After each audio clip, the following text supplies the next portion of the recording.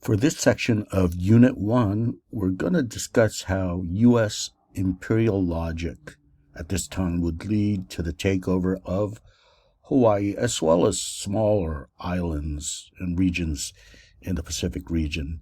And when I refer to islands, I'm specifically referring to Samoa and to Guam. And as I just mentioned, this is happening during this period, the 1890s. These potential territories, they were not accidental acquisitions, as we now know. It's not just a area taken over just due to U.S. imperial logic.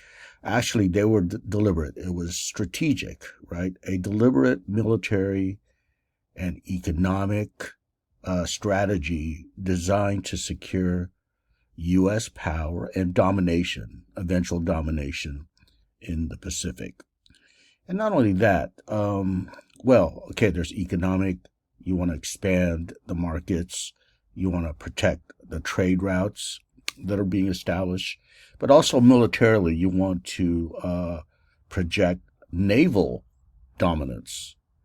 So the outcomes of these pursuits, it's going to lead to colonization. It's going to lead to displacement of indigenous people, especially once it becomes, in the case of Hawaii, a settler colony, and other residual effects like ecological destruction and, politically speaking, the disenfranchisement of indigenous people. And these outcomes still continue to shape these areas today. Okay, so fundamental in this is militarism, and we now know what that refers to. But you have militarism wedded to commercial expansionism. Okay, in a sense, the naval power is there to project U.S. Military might, and to protect those commercial routes that I just discussed, the trade routes. Let's recall that the naval historian and theorist Alfred Thayer Mahan, and we discussed this a few weeks ago. Well, this is very influential, and the naval doctrine would be exactly dictated by his thinking. U.S. expansion being deeply shaped by this strategy forwarded by Mahan. If you recall, he argued that global power depended on, the projection of naval power. A powerful navy, in other words, has to be formed by a country that wants to be dominant. And therefore, you need overseas bases to control the sea lanes. And as we now know, we're projecting our power in the Pacific. So all of this hopefully makes sense to you now. Okay, so we will see the naval bases as instruments of control in Hawaii, namely Pearl Harbor, still there today, right, as a state, but also in Guam and American Samoa, and certainly the Philippines, even though the U.S. officially closed its major bases in the 1990s with the fall of the Soviet Union and the end of the Cold War. But it's now starting to reopen. Okay, they're establishing new military installations in the Philippines with brewing conflict with China. Okay, so let's begin with Hawaii. Now, I just mentioned that U.S. encroachment in the Pacific is not a simple story of expansion into quote-unquote vacant space of the Pacific, right? Actually, it's strategic. By the time Americans and other Europeans, especially the English, by the time they arrived in the islands of Hawaii, well, Hawaii was already a highly organized Polynesian society. It had its own systems of governance, religion, land distribution, land management. So it was, in many respects, a sophisticated society, even though from the Western perspective, it's considered, quote unquote, uncivilized. Okay. Now, in particular, you probably heard of this, Hawaii was known for its innovations, as mentioned here in the slide here, the bottom line, innovations in long-distance navigation. This is long before Western contact. Hawaii was part of a larger Polynesian world that was connected by this sophisticated oceanic voyaging. But in other senses, too, as I mentioned, it's highly developed. The system of governance politically, right? It was based on this hierarchical political system led by chiefs, right? Tribal chiefs. These are known as the ali'i. Okay, so it's a chieftainship system of governance. And these chiefs had the authority, both politically and even religiously or in their sacred life, right? Okay, now the moral system and the religious life, I should say, was regulated through something called the kapu system. Okay, this is a code of conduct based on laws and regulations. Okay, it governed everything in the native's life, everything from food consumption to land cultivation, interpersonal conduct to political conduct. And by the way, just a note of interest here, the term kapu is where we get the term taboo in our language today. It's based on kapu. Okay, so regarding land distribution, well, the first thing to notice here is that there was no understanding of land as, quote, private property, okay? Private property is a capitalist way of understanding, your relation to the land. In other words, everyone had access to it. It was a feudal-based system, not like, let's say, in Europe before capitalism, where you had lands and the people occupied it. The lord, who usually had authority but didn't own it, so to speak, in the modern sense, in the capitalist sense, right? And then you had a peasant who had every right to sustain his life and his family life on the land in return for taxation or service to the lord.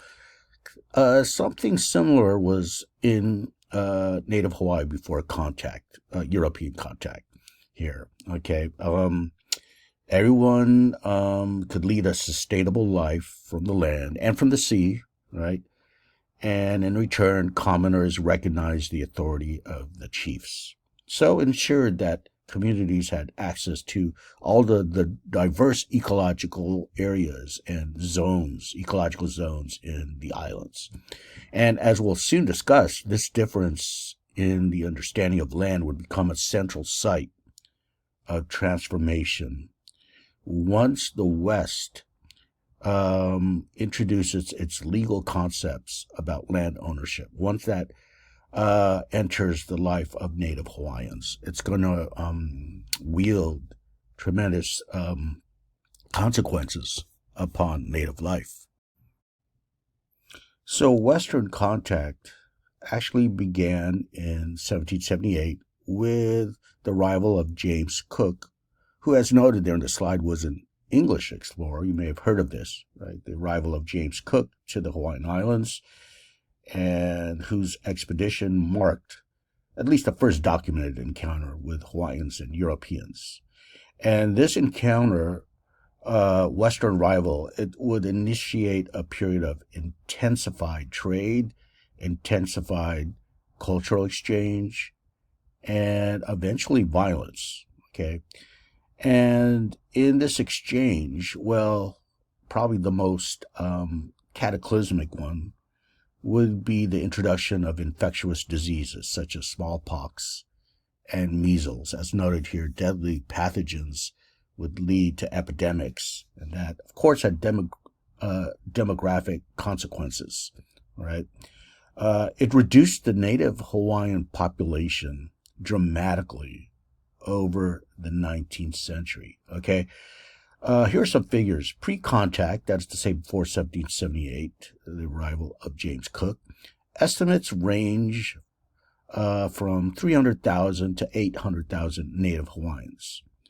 It's a pretty wide discrepancy here, but most historians today suggest around 400,000 to 600,000. That's sort of a reasonable range. Let's fast forward to 1898. Okay, by the time Hawaii is annexed as a colony of the United States, the native Hawaiian population had fallen to 40,000.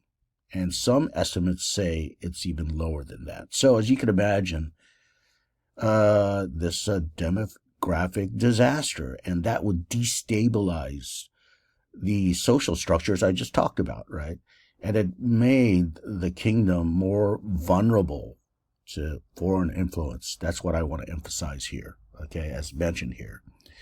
And also another aspect of Western incursion that would tremendously reshape Hawaii would be the influx of firearms, Western firearms, okay? And why is this the case? Because it reshaped political competition among the different Hawaiian chiefs, okay? And out of this landscape, the shifting landscape, you see the emergence of, as mentioned here, King Kamehameha I. And this person used Western weapons as well as utilized strategic alliances with some of the Westerners that began to arrive in more numbers. He used these resources to unify the islands by 1810. So this is a very monumental event, the political unification by 1810, because it established Hawaii now as a formal kingdom, okay, a formal country. It entered the 19th century not as the society of fragmented chiefdoms, right, but rather as a centralized and formalized country engaged in diplomacy, engaged in trade with the larger world. In fact, other empires recognized the Kingdom of Hawaii as a sovereign country, right? Okay, so another major wave here that's going to reshape Hawaii is the arrival of Christian missionaries, as seen here in this slide. And this is a major wave of Western influence. And in fact, many Americans would arrive during this time. By the way, they arrived at the same time as merchants that wanted to take advantage of the economic opportunities afforded to them by the islands. Okay, so you have the influx of missionaries and business persons. And with the missionaries, of course, their goal is to convert Hawaiians to Christianity and to reshape Hawaiian society along Christian moral lines, Protestant Christian moral lines. Okay. Now, eventually, this missionary activity, why is this important? It's because it extended beyond religion. Okay. Missionary activity, well, to be specific, the descendants of the initial wave of missionaries, okay, in fact, they were raised in the islands, and then they had children that were born in the islands, right? These Westerners became deeply involved in the commercial activities and in profit making in the islands. So you see the merging of religion and commerce here. And over time, the religious influence, as you can imagine, blended with economic and political ambition. Okay, and this would embed American interest within the Hawaiian state itself, as we will see. Okay, we'll soon discuss how the overthrow of Hawaii was undertaken by these descendants of the missionaries.